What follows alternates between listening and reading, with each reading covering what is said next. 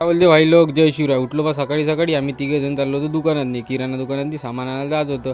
मग चव्हाणच्या दुकानात गेलो, तिथून सामान गिमान घेतलं. मग आलो घरी. घरी आल्यानंतर वेदांत म्हणते मला सोडून दे, म्हणते यवतमाळला जायचं. मला ठीक आहे म्हटलं. मग तिथून मामा येते म्हणे घ्यायला. मला ठीक आहे म्हटलं. पहिले आलो पेट्रोल पंपावर. तुमच्या वाहन टाकलं 500चं पेट्रोल टाकल्यानंतर डायरेक्ट गेलो ना यवतमाळले. तिथं दिसले मामाला म्हटलं इले घेऊन जा म्हटलं वेदांतले घरी. मी चाललो म्हटलं घराकडे. ठीक आहे म्हणे. डायरेक्ट गेलो नाश्ता करायला. घेतला ना 50चा नाश्ता दोघांसाठी. बिलकुल बागाचा रप्प हापसला.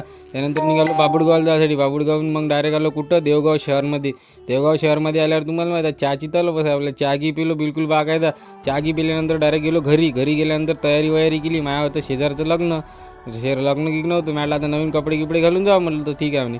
मग सुमेगी मॅम तयारी केली. डायरेक्ट आलो लग्नाच्या तिथं. मग सोसायटीमध्ये लग्न होतं. इथं पाणी होतं थोडंसं. नंतर बोललो जेवण करायला डायरेक्ट. पहिले म्हणे व्हिडिओ काढू म्हणे. मला ठीक आहे म्हटलं. व्हिडिओ काढला आमचा आला. त्यानंतर बोललो जेवण करायला. अडकणे बम हापसूर राहिलं. फुकटच भेटते वांग्याची भाजी येईल. मग त्यानंतर नवरदेव जेवण करू राहिला. तर नवरदेव नवरींचे व्हिडिओ काढले. मग त्यानंतर निघालो घराच्या. मग आजचा ब्लॉग इथं संपवतो. ऋषा बोलते लोगों के दिल के दरवाजे खोलते. Bye bye. मिलते हैं फिर नेक्स्ट ब्लॉग में. जुड़े रहिए मेरे साथ में.